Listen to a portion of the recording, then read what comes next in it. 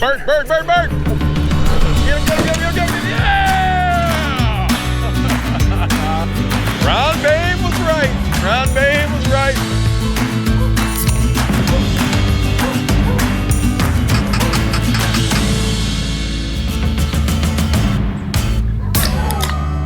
I'm feeling spry.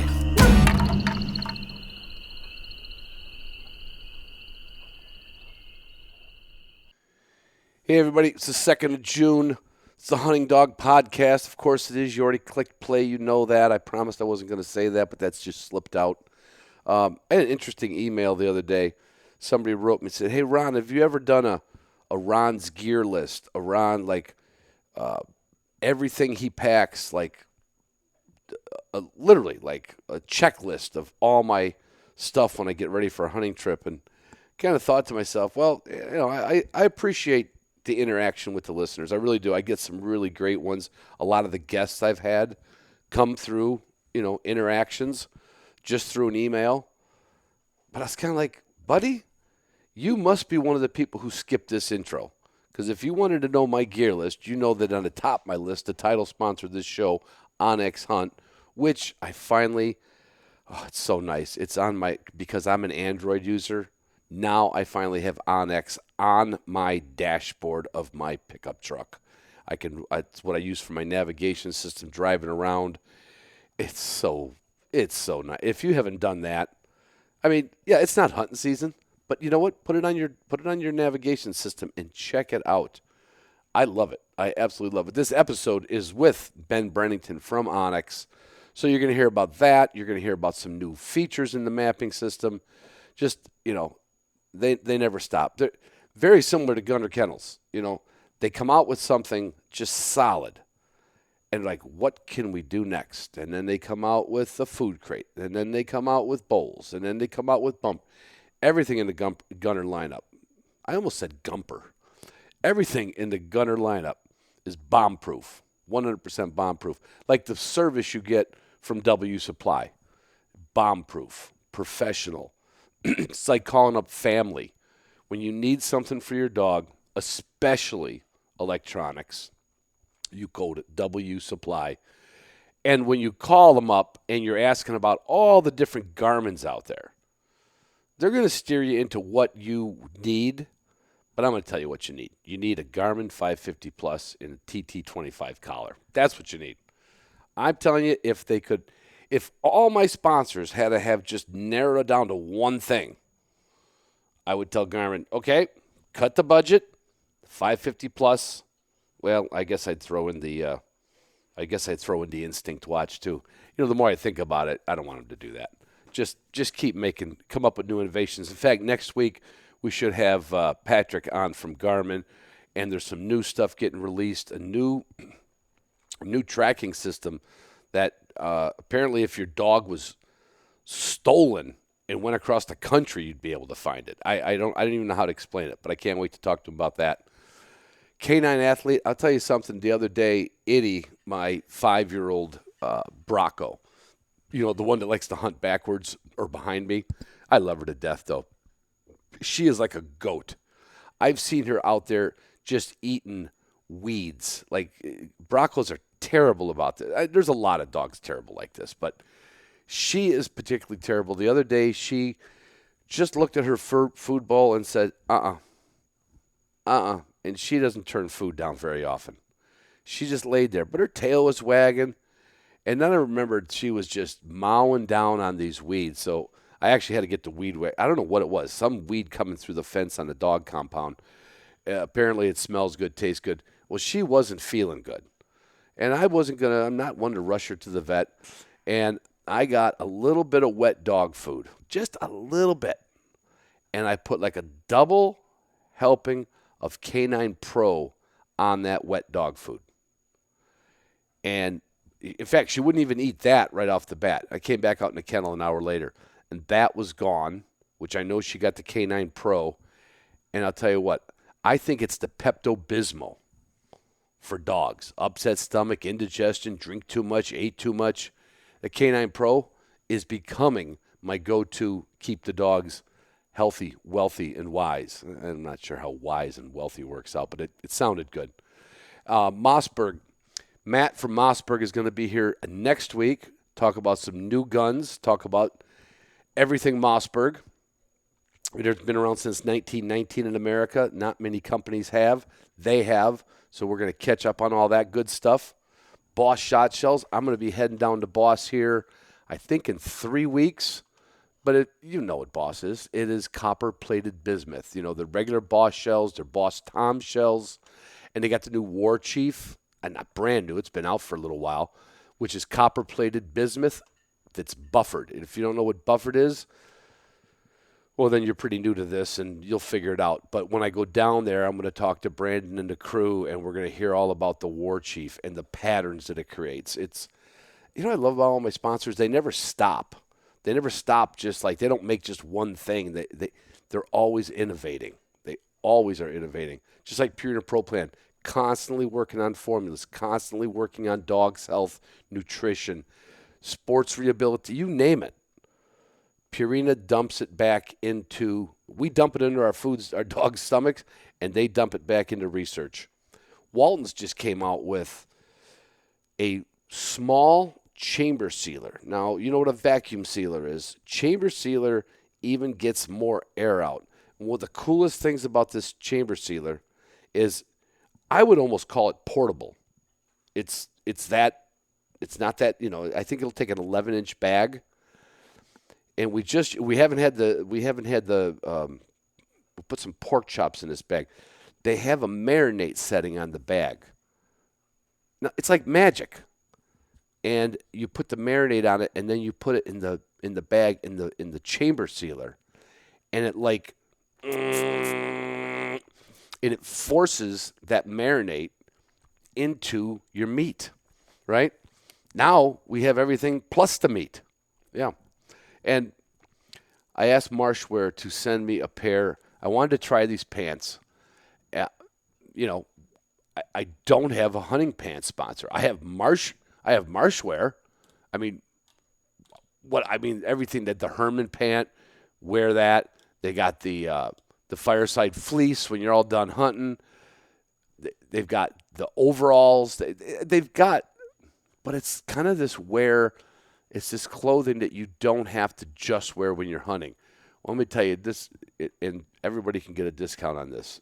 I mean, Patreon patrons get a bigger one, but with Marshwear HDP 15, you got to check out these pants. They're called the Escape pants. Escape, like, you know, Style 17, like Escape. They are the stretchiest, lightest, fittingest. I don't know how else to describe them. And they're only $79. Of course, you'd get a discount. Of course, Patreon patrons would get a bigger discount. $79, not $279. This is going to be my summer pant, my North Dakota pant. This is going to take me all the way up till October 1st. I guarantee it. I'm going to get a couple more pair of them because they're that freaking comfortable.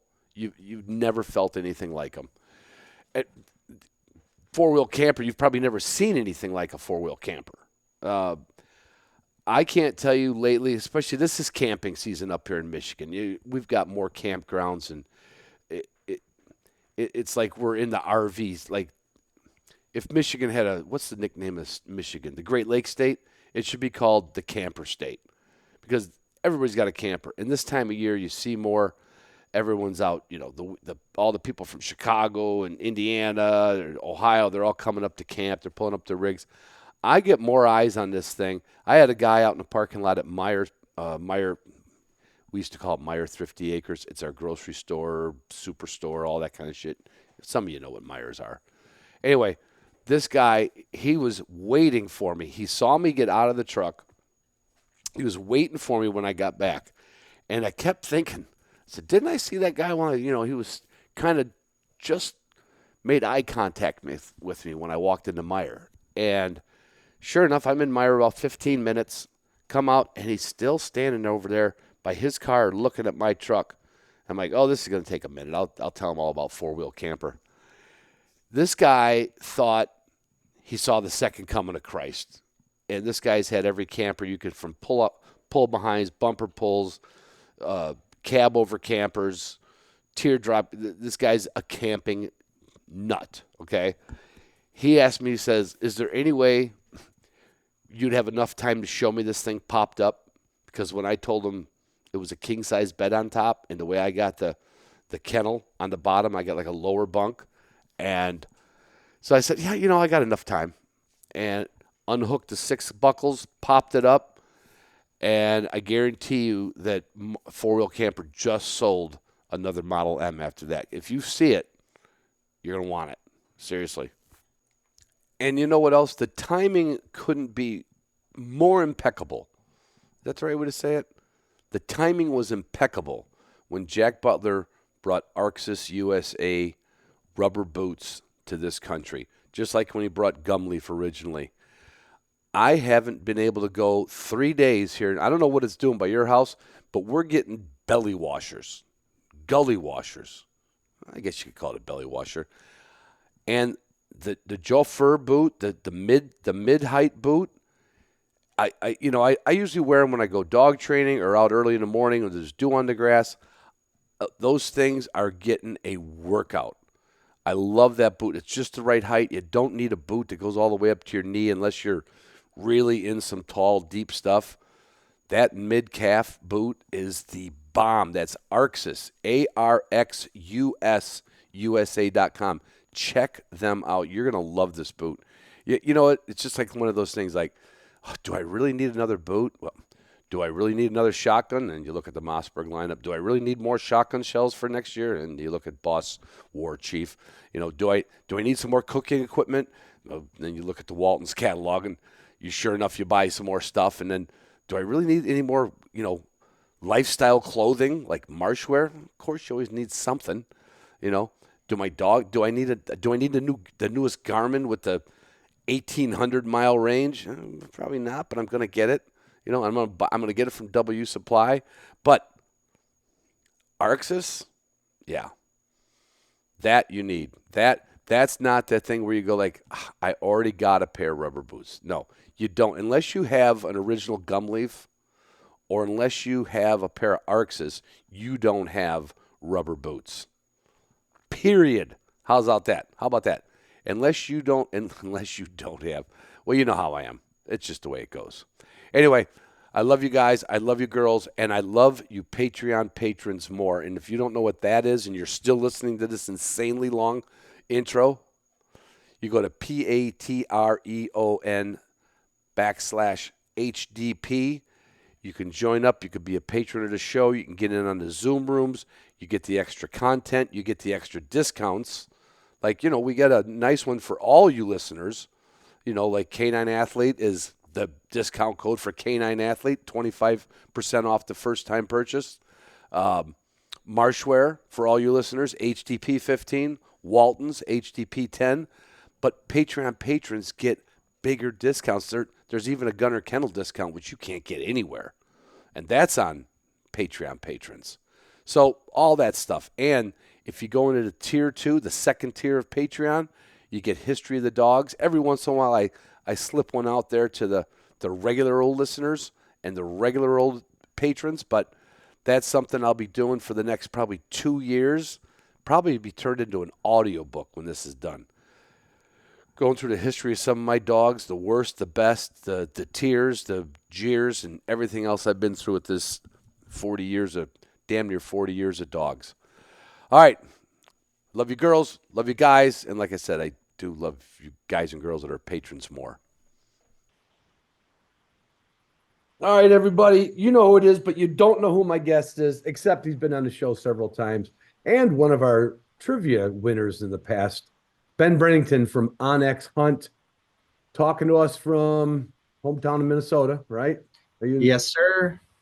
What is new and exciting, except for the fact that I'm excited because there's auto Android working now for my OnX. Yes. I knew you'd. I remember when I told you that, I was like a kid on Christmas morning. You were all sorts of fired up. Yeah. I finally get this new truck, right? That's capable. And at that point, all you had at work with was what, Apple CarPlay at that point. Yep. Was it just a lot of licensing stuff or hoops to jump through, or not to get into the weeds, but it was really interesting. It was like we had built it and submitted it to Google, and they said, nope, this won't work. And it's like, oh, okay, what do we have to fix? We're not telling you. It's What? like, oh, super awesome. Yeah, so they had to pretty much rebuild the whole thing because it's like they couldn't get why it was not getting, accepted into the Google Play Store. So I was like, oh, sweet. We'll have to write this line by line and redo it until we figure it out. sounds like you're playing a game of charades. No, 2 syllables. Sounds like, yeah. Jesus. It was just a Google thing between kind of like when I'm trying to get monetized on Google and it took 3 weeks to just get monetized. Yeah, Right. it was just some sort of pissing match where both sides really gain or lose nothing. So it's like, come on, like. Anyways, yeah. So we got that. I was surprised. I mean, you could have tried the Etch-a-Sketch taped onto the dash. That also works. I was thinking of that, but my grandkids got the Etch-a-Sketch now, so Out of I commission. will say now that I had it, I haven't hunted on it obviously yet, but I put that on all the time because when I'm driving around, in fact, we were looking the other day at wind damage. Like we had some winds come through here, and I was trying to find my buddy's property, and I knew this road called Putnam Road was chalk. I mean, just trees down. I only been around one time where there was a wind event in Michigan where trees just snapped off and uprooted, and it was, so this wasn't like a straight line wind. It was just all over the place. Well, my buddy Bob has 40 acres, and I'm trying to show my wife, and I go, oh, duh, wait a minute. Let me put OnX on. And I didn't have to have my phone in my hand, and there it was, Bob and Anita Kohler, there's her 40. And I was like, yeah, because she saw a post on Facebook. It says lost 100 trees, kind of shit like that. Yeah. It didn't find me any more birds this year yet, but that would be, it did find some storm damage, but that is so nice to have that on just the dashboard and not fumbling for your phone. And that's, Yeah. And to your point, I can't tell you how many times I've been walking down the street with my daughter. We're going to the park, and I see some guy walking at me who I've talked to 10 times. I know his dog's name. I know where he lives. And for the life of me, it's like, I don't know your name. So I know where you live. So I'll go quick zoom in on OnX and be like, okay, it's Chad. Yeah. Okay. Hey, Chad, how's it going? Chad and Rebecca something or other. Hey, Chad. Yep. So I'm the world's worst with names. And so that has been a lifesaver. Because my wife's like, blah, blah, blah. How's your cousin's sister doing? And I'm like, I don't even know them. Well, they remember birthdays. They remember. Yeah. If I tell you what, if hunting was, what did they say? Women like make up 10%. Isn't that a rough number of hunters? Something like, pretty like close. that, for lack of a better. If it was the opposite and it was 90% women and men were going into hunting, OnX wouldn't have been devised. It would have come up because women would have remembered everything. They wouldn't have it. Well, and then probably, maybe we probably wouldn't have any game populations anymore. They'd be way, they're way better at us, more precise, listen better. They're taking over the whole dog world, darn it. Perfect. Yeah. Maybe I can learn something. I know. I remember going to the Invitational 3 years ago. There was 4 wire-haired Vigilas there, and 3 of them were handled by women. So for a minority to breed come in, 2 of them passed, one of them missed by a smidgen. Like if that was 4 guys or 3 guys that were all kind of in this, like got a new breed, there's no way the success rate. There's just no way. We're just too Neanderthal sometimes. Yep, square peg, round hole. So what's now? You got a new pup last year. Yeah. Yep, I got a little setter, first foray into the shaggier dog side of things. So His name is Fred. He's a year old now. I got him a little over a year old. So he was kind of her first hunting season this year, and it was it was a stark difference from dogs I've had in the past. Yeah. In are you talking in speed or maturity or what? Really maturity. Because especially compared, I've got he's 3 now, 3-year-old pointer, Right. and he came out of the box pretty much ready to go. Like as soon as he realized he had legs and he could run, He could point and find birds. exactly. So I remember I shot when I was out in Montana, his first season. I spent a month out there just to, get him reps in and make sure that he had a lot of exposure early on. And he ran around like just an absolute fool for some of the time. But then it's like, okay, like birds would flush and he'd stop. He'd be like, "Whoa, what's that?" And he's like, "Okay." So by the third day I hunted him, he pointed a covey of Sharpies at like 260 yards and held them. And for a 6-month-old dog, I was like, whoa. And not saying he's a phenom by any means, but I certainly haven't had that experience with my German dogs. No, they like to get a little bit closer.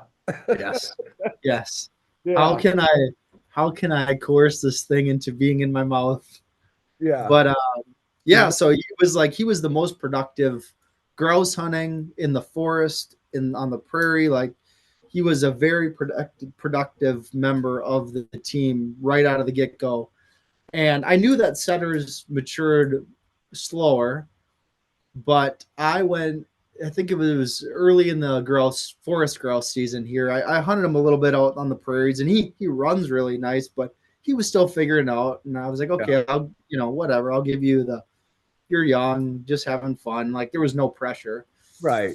We got in the grouse woods, and you didn't set an expectation for yourself. You were just no, just you go have fun. And we were out there working. We were filming some stuff, so I ran Amos a fair amount by the pointer, and then we got to the woods, and my buddy gave me this spot. He said, "Hey, like, don't shoot any grouse out of here, but this thing is absolutely filthy with birds." And I just was like, I want to get him into a lot of grouse in the woods. And so we get into the spot, and I was like, oh, this doesn't look great, but we'll give it a shot. And all of a sudden, boom, I foot flush another one, and he's out running like, man, he looked like $1 million running, but it was like, dude, I've foot flushed 15 grouse and you have not found one. And this is in like an hour. It's like, you're broken. And so when we got up to like 18 birds and we were swinging back around to head to the truck, I was like, I'm getting rid of you. I'm selling you.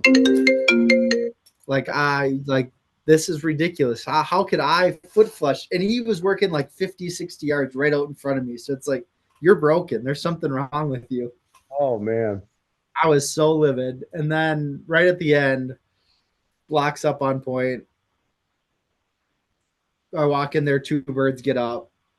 He goes a little bit further, finds another one. I was like, okay. Like, oh, you don't realize how close you are to being pushed down the river. You were going to go as a prospect. Good prospect doesn't fit what I'm looking for in competition. Exactly.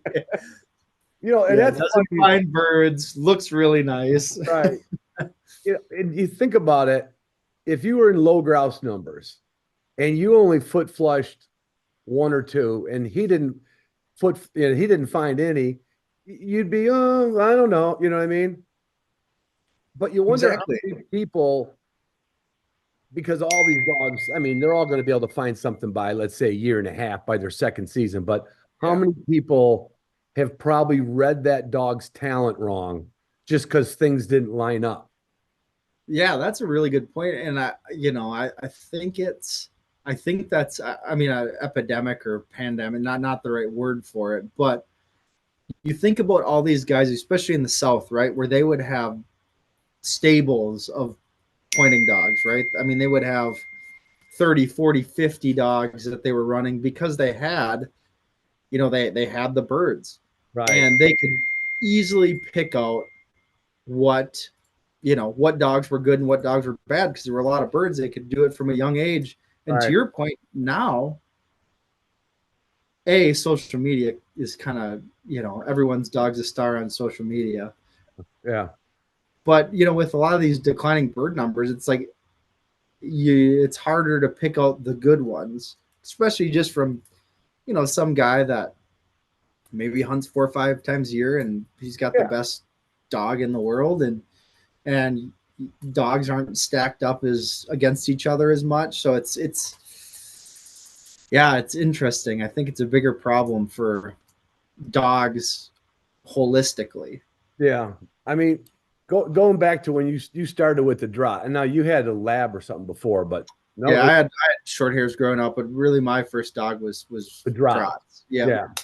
What was there, let's say, compared now from the pointer who just kind of was like, boom. I remember seeing when we were filming the Upland Institute, a customer of Justin's brought out 2, I think they were 16-week-old pointer pups. So like a 16-week-old pointer pup already looks like a miniature pointer already too. You know what I mean? A 16-week-old setter pup still looks just cute.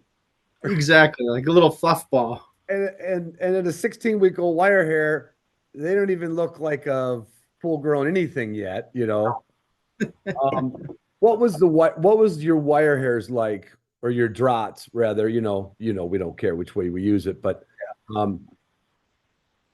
at that much, like, where did you first see something happening, or were you doing more of just the German testing and you were planting birds? Did you get them on wild birds early, like now you're able to with these new dogs? I did, yeah. I was able to get them out a fair amount on wild birds. At the time I was living down south, so I traveled to Kansas and to South Dakota. Mm-hmm. And I mean, no surprise here, but they had prey drive, right? Once they knew what birds are, they wanted birds. Right. But like that, just that inherent instinct to stop, right? Right. Versus to go in and rip, like at least well, I mean, throughout the process, like the pointer, after the birds flushed, like obviously they want to go chase birds, like that's just a puppy thing, and that was fine. Yeah. But like with the German dogs, at least in my experience, it was like I'll go on point, I'll creep in, see how close I can get, see if I can catch it, and then I'll chase it, right? It's like just versus everything in my body in a pointer or a setter is just saying, just stop, just don't move. Right. The generational training of that style, and again, because they're such a competition dog in the trials, horsebacks and walking trials, they're only going to breed. Like, they don't want to deal with what we've dealt with, let's say, Munsterlanders and wire hairs. Yeah. And like you've seen some guys that we're referring to them as German dogs, but they're European pointing dogs. One of the guys who he's going to come over, I think next week, he's my Mossberg rep, and he had a large Munsterlander. He finally shot pointed birds when it was 3 years old. Yeah. It was so driven to track, use its nose, find a game. And he was the same way. He's like, well, I would have put that dog down the road, except my wife wouldn't let me do it. So he's like, I guess I'm going to have to keep him reined in close because I'm never going to see a pointed bird. Yeah. And finally, something clicked in that dog, and then pointed. But I would say with the wires and maybe short hairs too, it's kind of like a teeter-totter for a while. You think you got something, and then that prey drive goes over again. Yeah. It could be a little frustrating. And it's super frustrating. And I guess it depends what standard. Like I always say, like especially with pheasant hunting, my draughts have turned into like dual purpose flushing / right pointing out, right? If they got to put the pressure on them, so be it. And they're older now, so. But if you put your pointer on a rooster, that rooster could be 80 yards, 90 yards away, and and he doesn't even want to move. Probably you literally have to teach him a really good release command. Yeah, that's hard because especially, and I've ran them. I had one of my male draught who's 7. He kind of went down this year. I think he hurt a pad or something like that. And so I was running my pointer pheasant hunting on public land in South Dakota, and it was just like, I mean, he's rolling, right? He's 200-300 yards out there. Like, I can't. I mean, I guess I could rein him in, but it's like, why?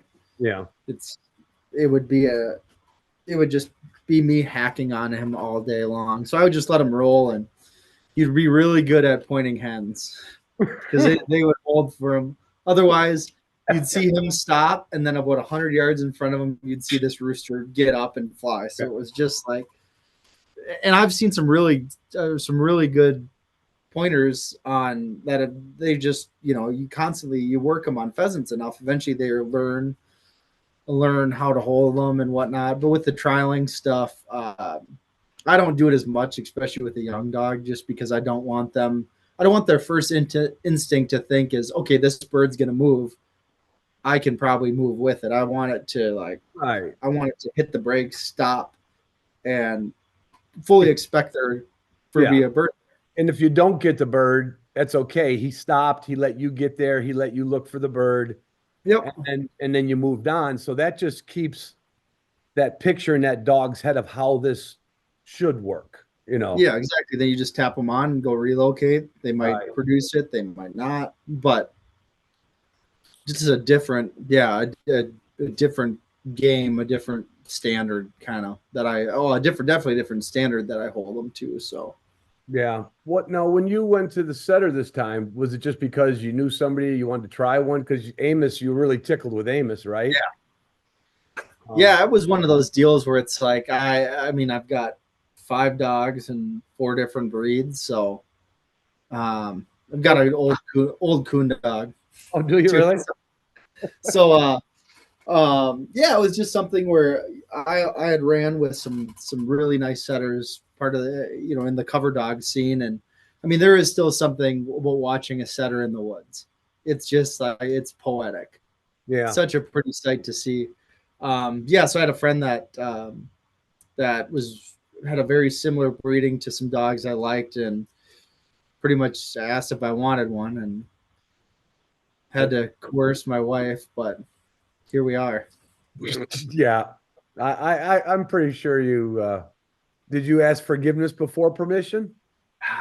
It was gray line because I've asked. It was pretty gray on this one. Yeah, in the past it had been like, hey, can we get a dog? You beat up on her for not beat up on her. That's the wrong word. Right. Well, it's a verbal debate. It's a verbal. Yeah. Eventually, I just keep asking and asking. Eventually, it's like, fine, you can get that effing dog. Right, you got to wear him down a little bit. Yeah, this one I had to employ some tricky tactics, so I had to deviate from my other tactics, and it worked.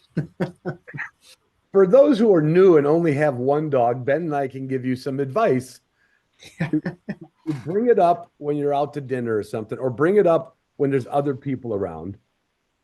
And then you have that. You remember I was telling you about that last week. She goes, I don't remember. And then you just keep working in. You might have already committed to the guy who bred it. Exactly. That's just a detail that nobody needs to know. You got to give yourself enough time. You got to size up your competition and then work on the timeline backwards. And be able to know, like, it's not gonna, like, you're still being kind because you're like, okay, I got room for it. I've got an extra kennel for it.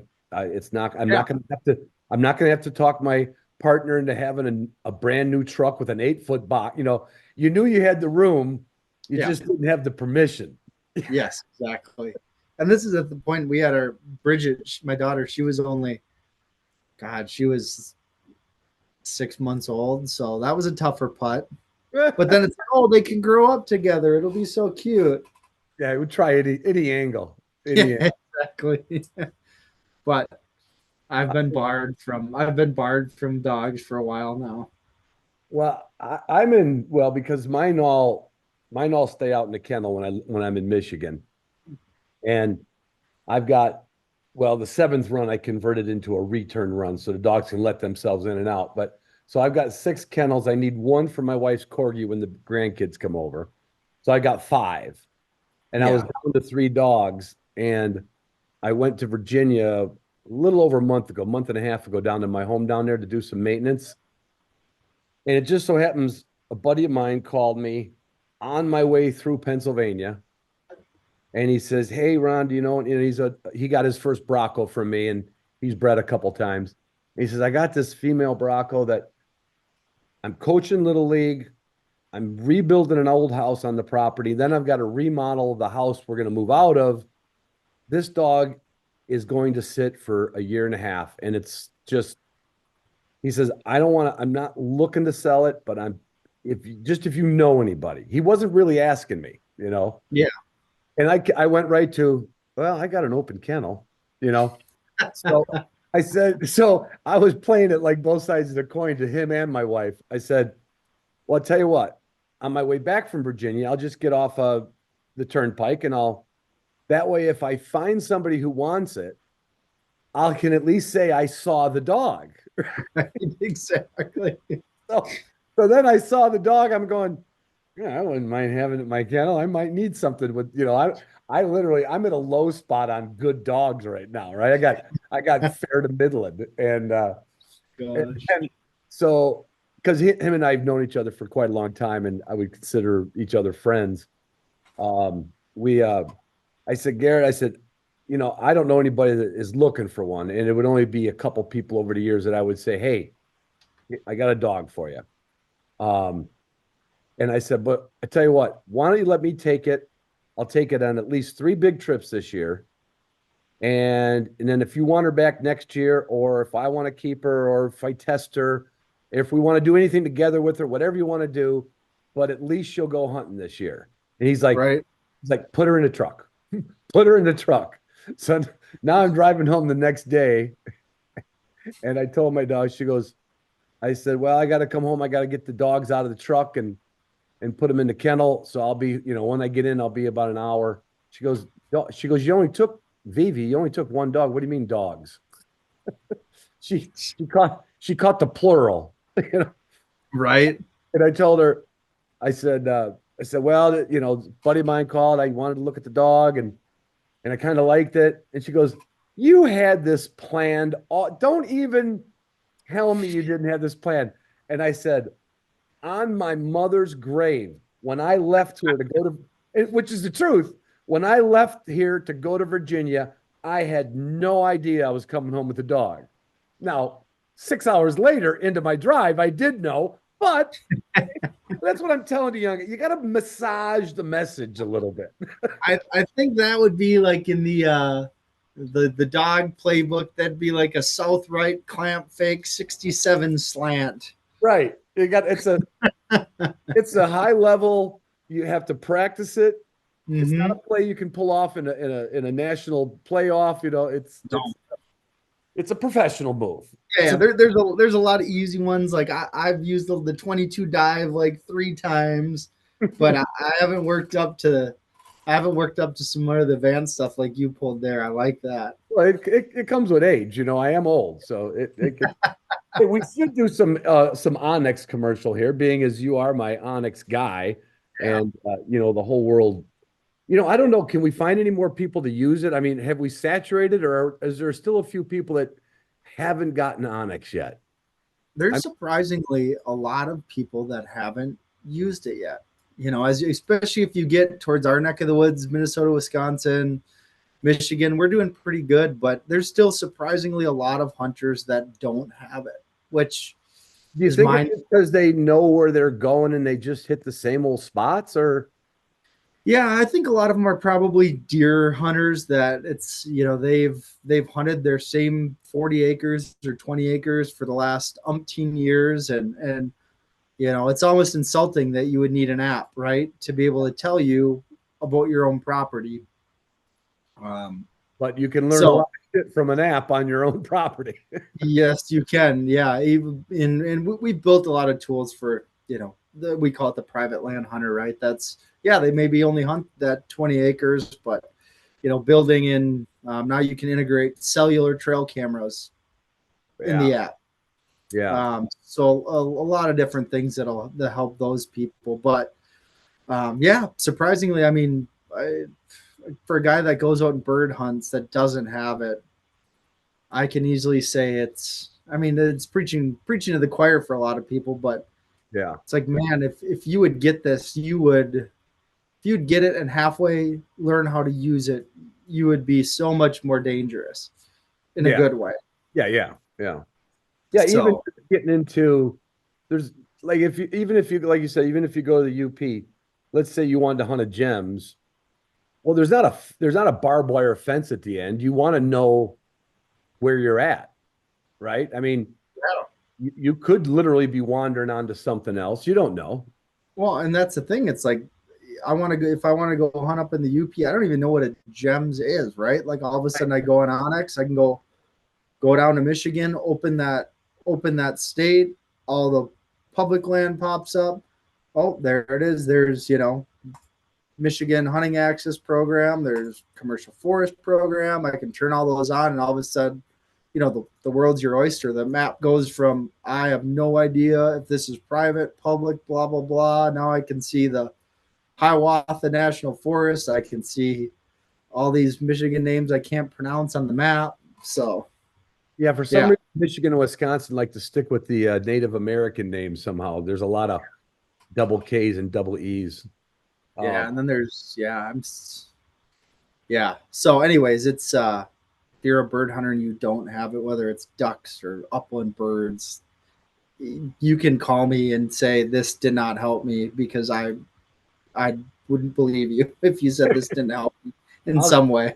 You and I will give the first 10 people that say that their money back. You and I will personally do that. Yeah, exactly. I'll do matching dollars. How's that?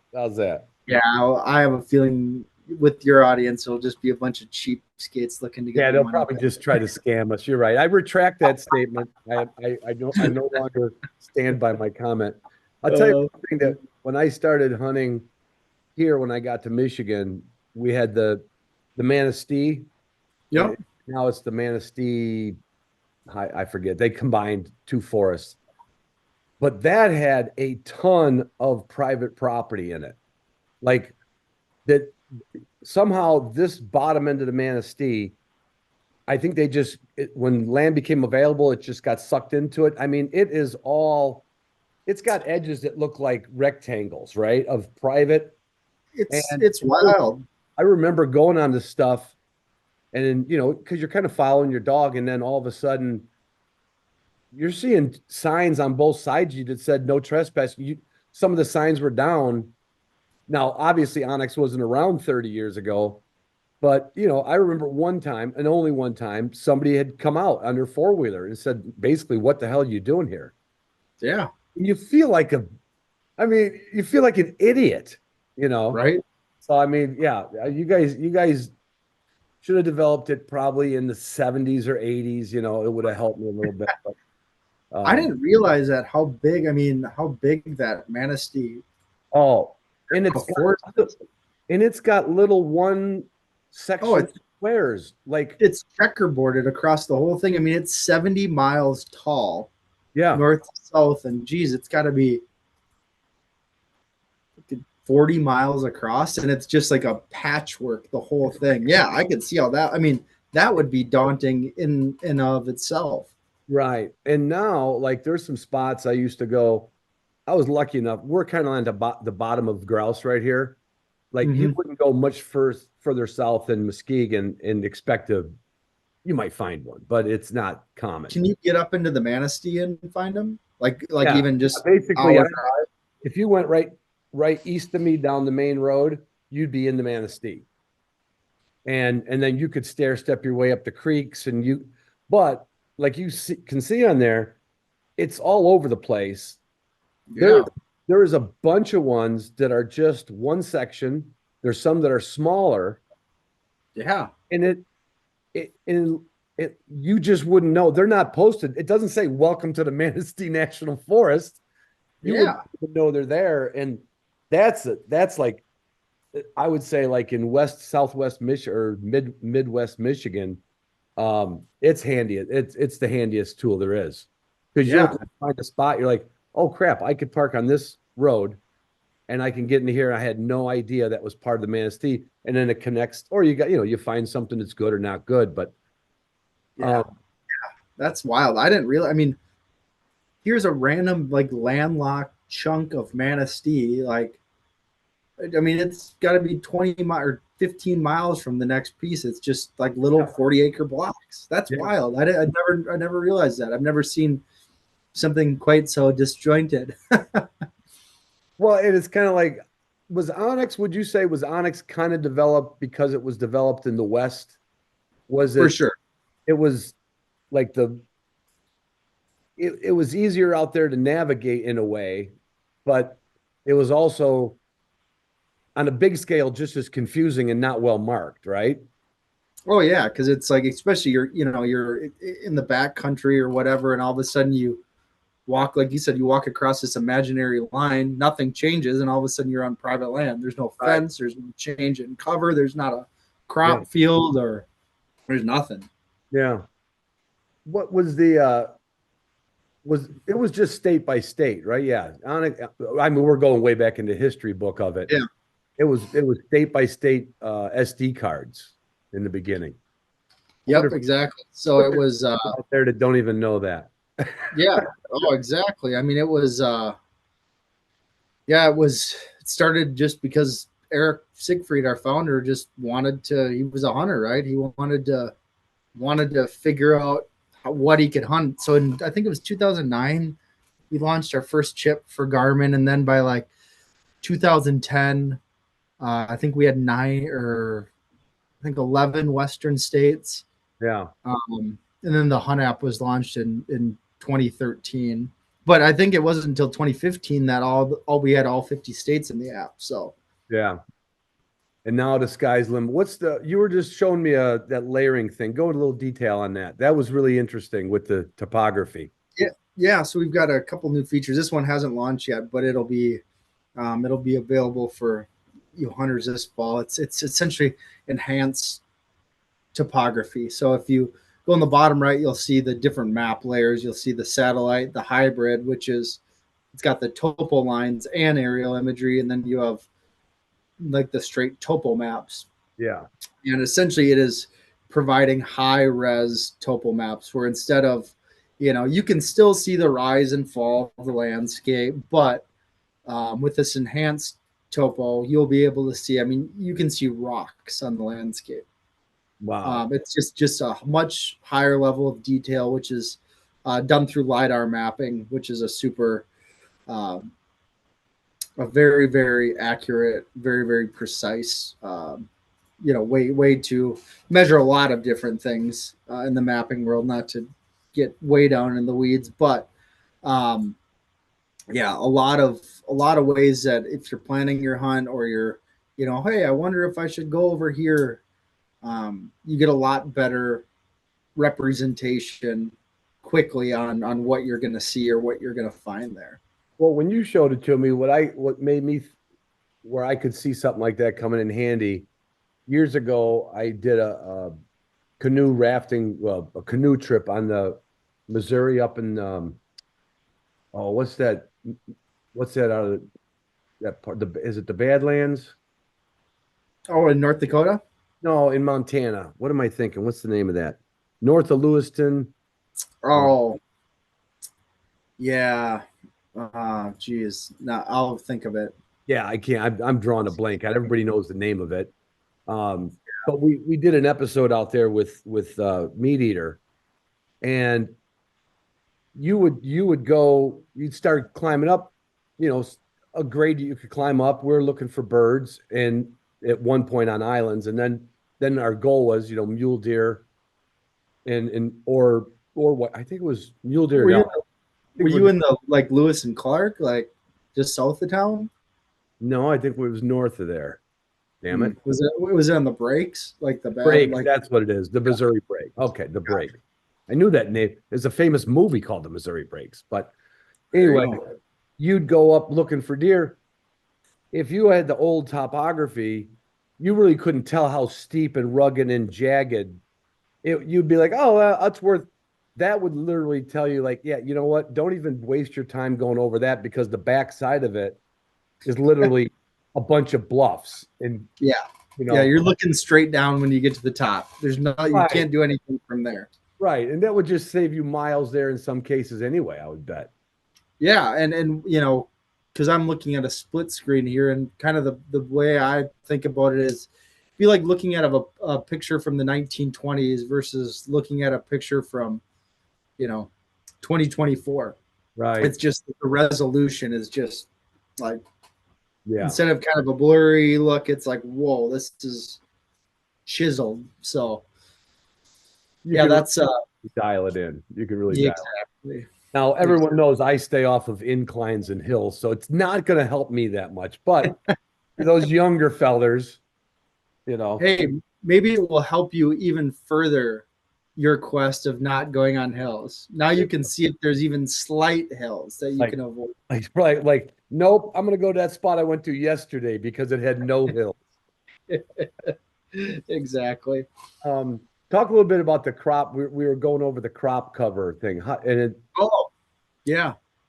and how you can literally go through the calendar and see the progression. How does that work? Yeah, so that's a recent imagery is what it's called, and it's an elite feature. So you'll have to have OnX Hunt Elite to use it. But what it is essentially a little bit lower resolution satellite imagery that is taken every 2 weeks. So what you can do is you can scroll. I mean, you can scroll back in time. But for example, if say we're out there, we're maybe looking to go chase pheasant somewhere, and obviously when the crops are up, it makes it a lot harder to hunt pheasants. So we're looking for areas, say for example, that the crops have been harvested, and I can go area by area, even like parcel by parcel. Say, man, this piece of walk-in area looks great in South Dakota. Right. I wonder if the crops are harvested around it yet. Right. So I can go and scroll through by their 2 week windows, and I can see, hey, this field hasn't been harvested yet, or not recently. But I can also then go and find, pieces of public land and say, okay, with certainty, this field abutting this piece of public land has been harvested. Right. So I was actually out. I was hunting with Sam Soholt out in South Dakota last year, Mhm. and we found a spot, and I was like, it was over like a hillside. It was a ways back. You're walking through kind of this nasty brome grass where there probably weren't much for birds there. But it's like there's a cornfield, and according to this, it was like halfway harvested. And get up over the hill, and sure enough, that cornfield has, at the time, it was probably 3/4 of the way harvested. And it's like, yep. So we walked that, and we shot a couple of roosters out of the back where, if the crops were up, They probably don't even have to come out. They typically don't come out of there sometimes. exactly. So by scrolling, scrolling through the date ranges, I could see when that field has been harvested. And what you're looking for, as I was showing you a little bit, Ron, is you're essentially looking for the color changes in the fields. Right. Because generally, the thicker the cover, and this goes for everything, the thicker the cover, the darker the color it will be on the map. Right. The thinner the cover, the lighter it will be. So if you're looking for that change from dark to light, and you can see it if you can scroll through those date ranges. Like if you go back and look from last year in your area, wherever you hunt, you kind of know when crops come off, and start in like the end of September and then work your way through November. And I guarantee you'll find that 2 week window that they were taking crops off. So, and then you get to learn that color. It'll become more intuitive the more you use it. 100%. Like the first time you showed me, I was like, oh, that's a little different. But you've looked at it enough. And to your point, how many of us, I like going to new places, but you know what? There's 2 places I always go to every year. I would love to know, and it's going to be what it's going to be when we get there. But I would love to know, like, oh, great, the corn's down. I'm like, I know where I'm going first day.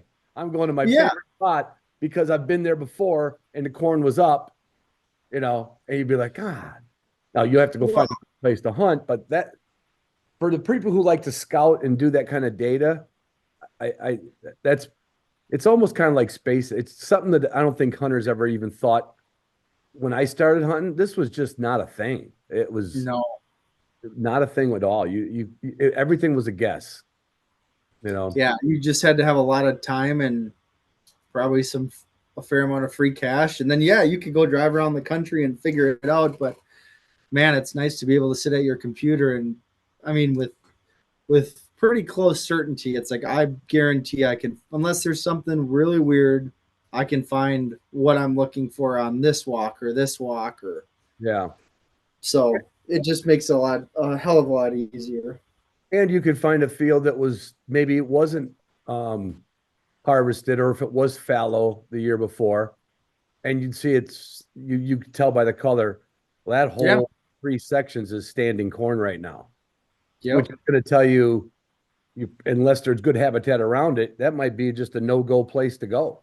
Yeah, and then to your point, you're talking about you're going to hunt the same spots. Well, it's like, well, now at least you could pin down at least what time of day you're going to hunt them, right? Well, this piece of property that we always hunt, hey, the corn's down next to this one. Well, let's hunt that one in the morning when where the birds, they don't have the opportunity to be in the corn, versus, hey, let's wait to hunt this piece at the end of the day when those birds are coming back out of the corn to roost, right? So, a lot of insight from one.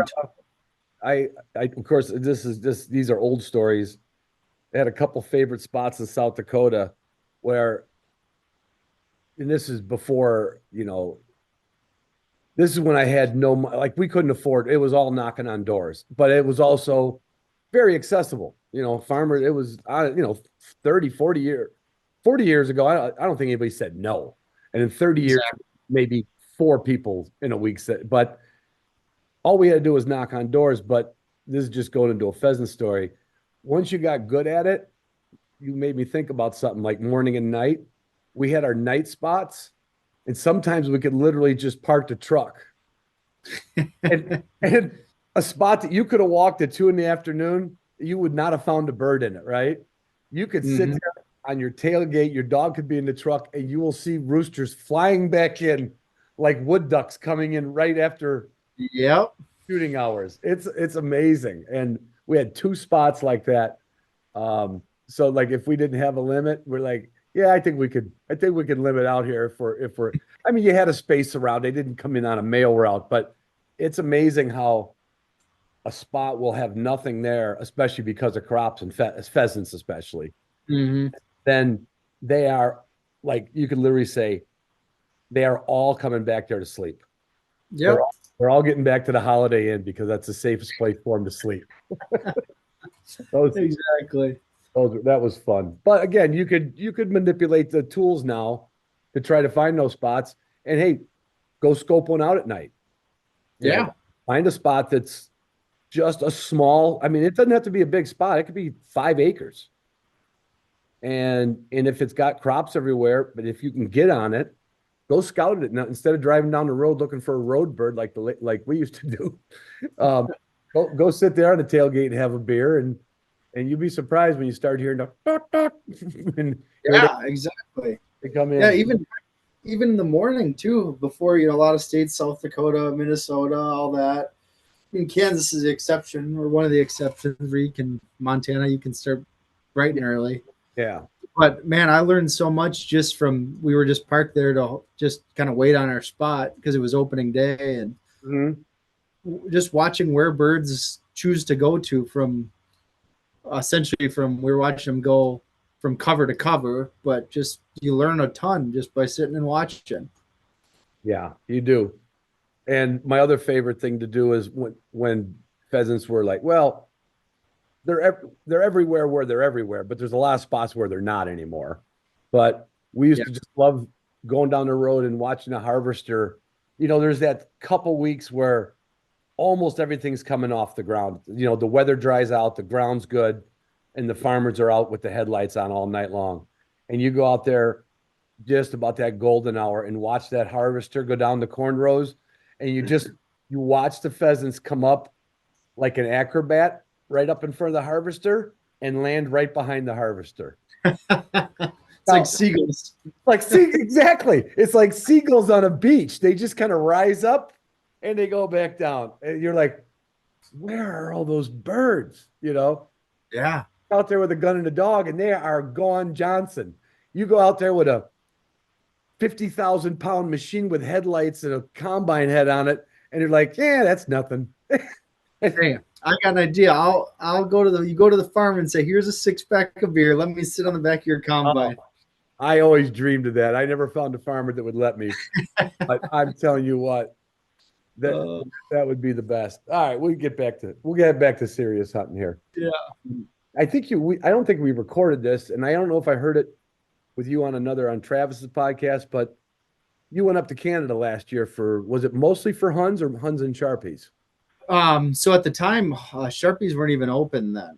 Okay. So we were there in September, and it might be October 1st or October 15th up there, but it was so interesting. It was the way they hunt up in Canada is you'd probably like this. It is all about efficiency. It's flat flat and efficient.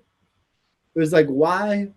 It was so funny there because most of it, a lot of it's wheat, but there are some like big, you think like Western North Dakota, Montana, big sprawling pasture lands. And yeah, it looked like great Sharpie stuff. It's like, well, why wouldn't you hunt them? Why wouldn't you want to hunt them in September when they're easy? It's like, oh, no. That's too much work. We were hunting with a guy up there who had done it his whole life. And he's like, we wait until it gets cold and they all come into the cattail sloughs, and then we hunt them in the sloughs. Like, all right. So it's like a walk up flush hunt kind of thing. Yeah, it's like pheasant hunting. You're just walking around the edges of these sloughs, and he never even thought about why it wasn't open earlier. It's like, no, you just don't do that. Like, you just shoot them in the cattails. It's like, huh. But no, we went up there. Yeah, we went up there to shoot Huns, and then, I mean, the waterfowl hunting up there is just apps. I mean, the Hun hunting was fine. I mean, it's honestly very similar. It sounded kind of easy. Obviously, you didn't have to because you were targeting them. You weren't putting 8 miles on to find a covey of Huns. You're literally driving up to a tree row or a cattail slough and just boom, Huns. Yeah, I don't think. I mean, if I walked, we had a couple hunts where like we would just go walk. I had got permission. We would just walk from slough to slough. We're walking down Caragana strips.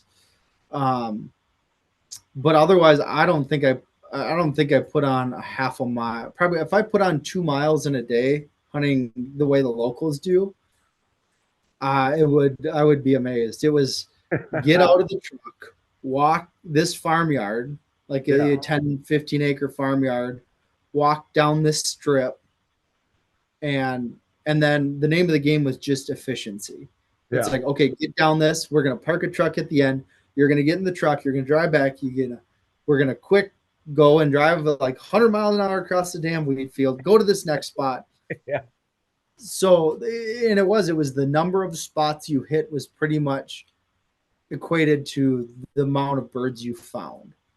Right. So the guy we were hunting with had a little Brittany and had a shell belt with a pocket for birds. And it's like he'd jump in his truck, throw the dog in the back seat, set his gun, drive to the next spot, get out. Where here we are, lifting dogs out of my monster truck, putting GPS collars on, putting our vests on. And he'd just be like sitting there. Like you could tell at the end, he was like, holy shit, these guys are just like, these damn Americans are so slow.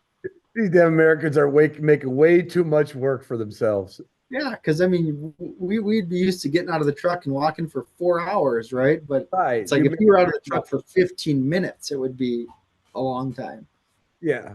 You're gonna have to introduce me to that guy. I wouldn't mind I wouldn't mind a couple day hunt with him. He'd be right up my alley these days. Yes, it was great, and there were, it's cool because we were hunting close to where Huns were introduced into North America. So it's kind of cool, the history of, why they got there and why they've expanded and all that stuff. So that was pretty interesting. When you said flying across 100 miles an hour across a wheat field, I got a buddy that's in eastern South Dakota, and we did that for a day when I stopped on my way home. And they know the farmers, and they got permission. And the bean fields, which are usually pretty nice to drive on. It's not like the cornstalk fields where you think you're going to tear out some, brake line or something, right? Yeah. But the same thing, they'd say, okay, follow me up here. And I was kind of going, will you guys drive slower, please? They just, it's like they're making a Magnum PI episode or something. Yeah, I gave up trying. Like after the first one, I was like, I'm not even gonna try. Because I mean, if it wasn't 100, it was honestly probably 70 miles an hour across these. Yeah. And I was like, holy, like, I'm not in that big of a hurry. Right.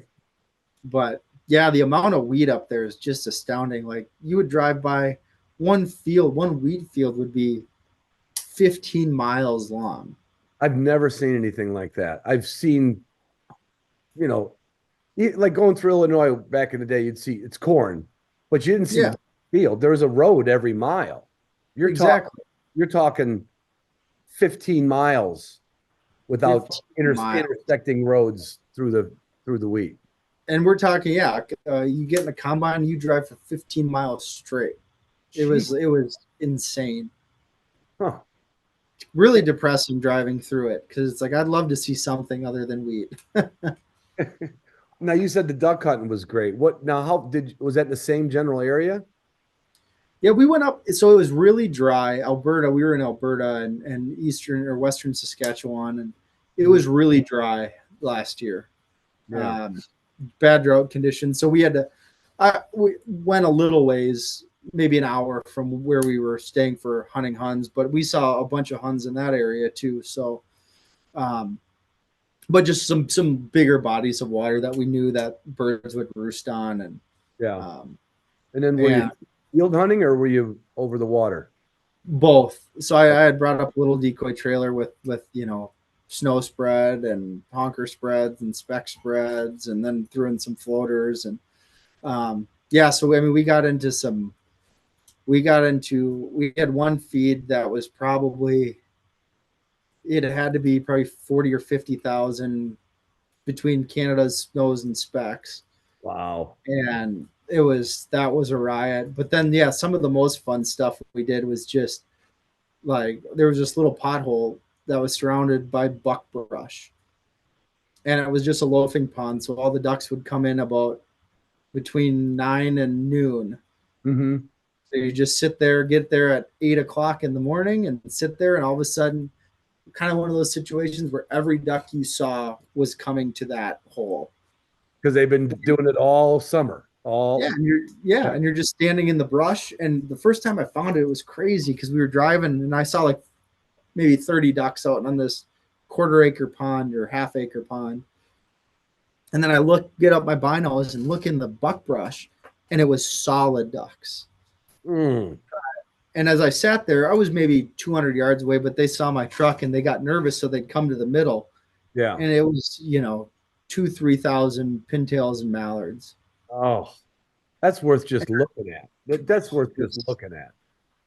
And, you talk, the nice thing we were talking about back in the day when you could ask anyone, I think I was told no once. And that was last year in Canada. Yeah, 40 landowners. And I got one no. Wow. It was, everyone, they were really nice. And I was up there for 3 weeks, 2 weeks, 3 weeks, something like that. And I did not see another hunter the entire time. My God, we're gonna cause a gold rush here to head to Canada. There's a lot of gold. There's a lot of gold out there. It'd be like if good God, 2 provinces worth. So oh my God. Yeah, it was a pretty fun. And I was nervous because DIY, right? It's like I've hunted Canada. I've never hunted that area. Didn't know what to expect, but it was yeah, it turned out all pretty well. So Now, in that kind of country, could you find, when I hunted, I think it was what's straight north of Minnesota and North Dakota? Is that Ontario, no, there's not that Manitoba. Manitoba? We Mhm. went up there and we went on a duck hunt, but we also we had our dogs, even though they weren't in the boats with us, but we always brought our dogs. We had wires and my buddy had a draught and he gave us some trails to walk down. And it was kind of like that spot you were telling me about with the puppy. You're just foot flushing stupid grouse. Is there wood, forest around that area, or is it just potholes and wheat? So the area we were in was mostly it was just weed and potholes and those little tree strips that were planted. But uh, depending on which direction you go, there were pockets of like aspens. Yeah.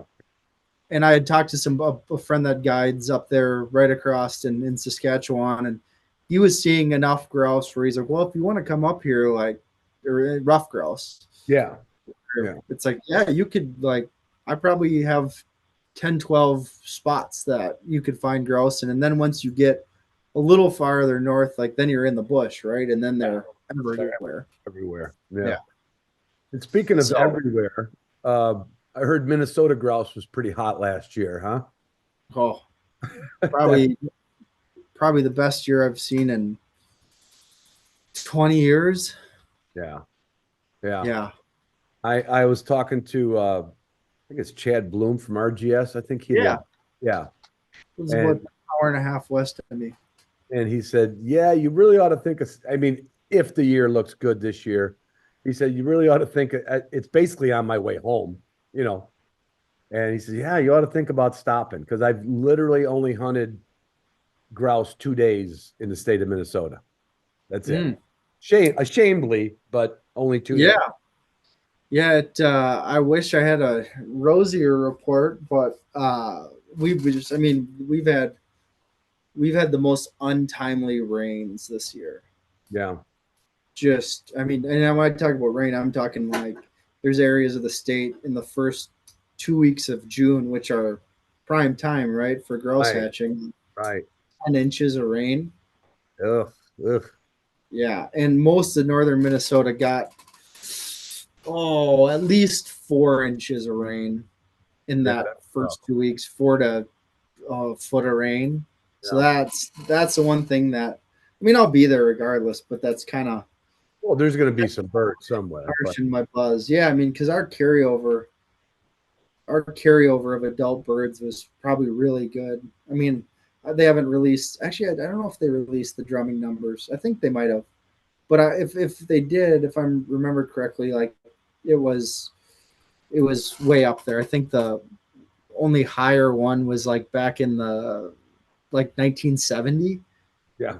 We had a lot of birds, so if it would have been a good hatch, it could have been a absolutely monumentous fall. But yeah, just like anything, there'll be localized spots. Like if you check precipitation maps, you'll still be able to find areas that weren't affected as bad during that time. But I'd rather be. just check in with friends who know. Yeah, just call me. Yeah, just say, what have you seen? Do you make use of the spring season at all? Going out when the woodcock come back, do you get out a little bit and do that? Yeah, I probably spend in the spring probably 20, 30 days out just running dogs, hitting the grouse, and then when the woodcock come back, they're in there too. Yeah, and that's also we have our spring trial season that runs from like depending on the year, like this year, we could have ran all winter, but normally about the last 2 weeks in March through the end of April that will run trials. So, and are some of those wild bird trials? All of them are. Oh, all of them are. I thought there was only a couple in the country that were still that way. Minnesota still got them then. Yeah, so that's all I run. I have ran in some planted bird stuff, but 99% of Well, what it says grouse trial for sure. yeah, yeah. It's not pen raised. Right, So right. yeah, I mean, even by that stuff when I came and visited you, at Gladwin and all Yeah. that. I mean, it's still wild bird. And then out east they have the cover dog stuff. There's not as many birds out there as there used to be. I mean, this our area, Michigan, Wisconsin, Minnesota, by far has the most bird numbers. So Yeah. yeah.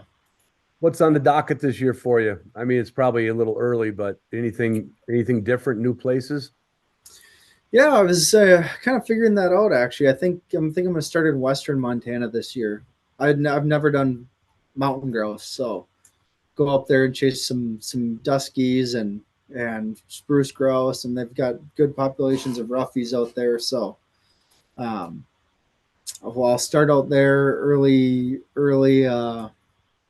September, and then I'd like to honestly make my way back out to Eastern Montana and go.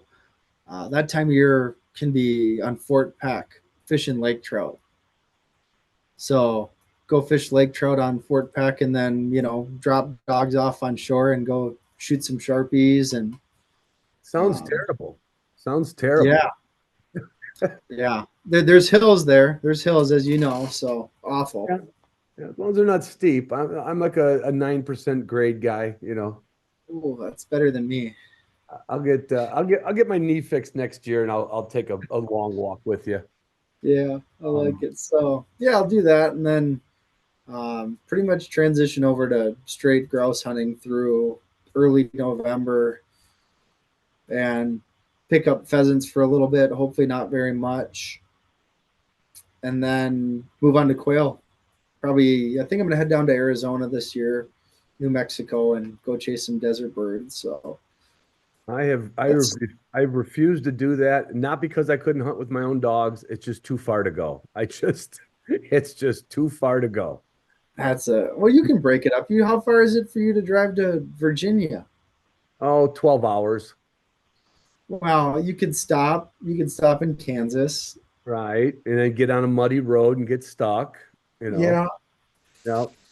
Yeah, and then hunt there for a few days, and then keep driving another 12 hours. Yeah. Or you can just fly there and go see your good buddy. Yeah, I know. I've been invited by so many people, including Tyler. Just fly down. I'll pick you up at the airport. I don't know why. I just don't have I don't know why. It's not like I'm afraid of snakes, and I wouldn't mind 60-degree days and 50-degree days. Right. But I think I would honestly, I got this one goofy. Did I tell you about my sharp-tail decoys? No. Okay. I'm curious now. We're gonna wrap this up with the dumbest thing I may have ever tried to do. So there was a guy that wrote an article in Shooting Sportsman probably 5-6 years ago. And he made his own sharp-tail decoys. And late season Sharpies are kind of easy to pinpoint, not easy to get up on, but they kind of get their patterns, they get their habits. The flocks are bigger. And he set up kind of like you would dove hunt. Like he would set up his I guess you'd call him a mannequin, because there are no Sharpie decoys. No. Right? Can't call up Big Honker or any of them and say, hey, I want a dozen sharp-tailed grouse decoys. Well, anyway, he wrote the story about it, and it sounded like that would be fun. He did it. He put a couple up on big round bales. Oh yeah. And as long as you know the area, and if the area's got the Sharpies, you'll see, you've seen them, flocks of them, just like 60, right? And he was successful, and it wasn't just luck. It was successful, repeated success. Because I would probably still go out because it sounds good. So 2 years ago, I ran into a guy that makes decoys in Michigan, hand-carved cork decoys. And he wanted me to go on his podcast. I said, well, all right, I'll tell you what, though. I said, is there any way you could make me a Sharpie decoy? And he said, well, you're not going to believe this, but I have 3 of them because a guy ordered them and he never picked them up. And I don't know what he wanted them for. And I was like, oh. So I got these. Problem was, they look like a duck. but they got a Sharpie head on them, right? I mean, it's a absolute profile. The beak is right. It's not a bill, right? Did they float, Ron? That's the next question. They would have floated. Okay. But he got a base on him. And I brought out some old welding tripods and some aluminum poles, but I brought them out in September when I went North Dakota. Yeah. Well, that's not the time to try to that's not the time to try to bring in shark tails, right? Yeah. But I vowed to go back out there and, kind of course, the winters have been so mild, I'll probably regret it, but get out there in late Sharpie season, which would be, December, right? And even November. Even November. And no one's out there chasing anymore. And when they're flocked up and covered up, I've got an area that I know pretty well. And I know Tyler's got some areas that he knows pretty well. And I'd like to see if I could do a sharp tail over decoy hunt. So that would be fun. I bet you could 100%. I mean, think of it, because you've heard people talk about prairie chickens. Like, if you know a rancher, like, he'll tell you, like, it might be, you might have to figure out what mile of fence it's at, but you're going to see those chickens coming back every night. So don't sit by this fence post, sit by that one. Like, it's crazy how regimented they become. And so, that's my goals. Instead of going to Arizona, I vow that I'm going back there, going to get the Carhartts out, going to get the warm clothes out, and I'm gonna decoy sharp tails. What we should do, Ron, is just we film it. We should take a wire wheel to your truck, spray it with like some sort of salt solution, let it rust a bunch, and we can just sit in your truck and shoot them out. It just looks like an old piece of farm machinery then. Yeah. I think you're onto something. Yeah. I'll give you the dates on it, because you could get out there with not too long of a drive. No. If I make it happen, and you got a few days to come out. I want to watch. I want to watch that. Then we can start a business, and we can become multimillionaires in debt selling Sharpie decoys. Sweet. Or you could stay working for OnX and helping everybody find new places to hunt. Or there you go. That's probably a smarter financial move. Probably is. Well, I appreciate it. I know we didn't talk too much about mapping and everything, but anything else that we need to cover? If you want you want a little discount, if you're one of those folks that don't have OnX, would love to have you if you use the promo code HDP20, Hunting Dog Podcast 20, HDP20, you get 20% off. So would love to have you explore the app. And like I say, if it doesn't help you and you're a bird hunter, whether it's ducks or grouse or pheasants, upland birds, give me a call, because I would love to talk to you. Yeah, because you could probably straighten them out on what they're doing wrong. Because if there's a way to find a bird, that's going to help quite a bit. 100%. So, or even if it is, as some people say, even if it's just a place to take a walk. 100%. I appreciate you having me on, Ron. Well, I appreciate hanging out with you. And over the years, we have not got to knock a bird down at the same time. So let's make that a goal. Yeah, we'll have to change that for sure. All right. If I could tell you, if I get my winter trip set up, I'll let you know I'm out there. If nothing else, I'll tell you what. If nothing else, I'll film it, and you can put it up on on OnX. There you go. I that would be well worth. Can you imagine how much hate I'll get for that? Hey, just bring a dog with you, and you'll be fine. I mean, nobody hates dove hunters or duck hunters, right? So what's this? They act like ducks, treat them like ducks. Yeah, you can't do anything about the haters. No, they just want to do it themselves. All right, Ben. I appreciate you coming on. Good catching up, and good luck this season. I'm sure I'll see you at something somewhere. Sounds good. We'll talk to you. All right. See you, buddy. Yep. Bye.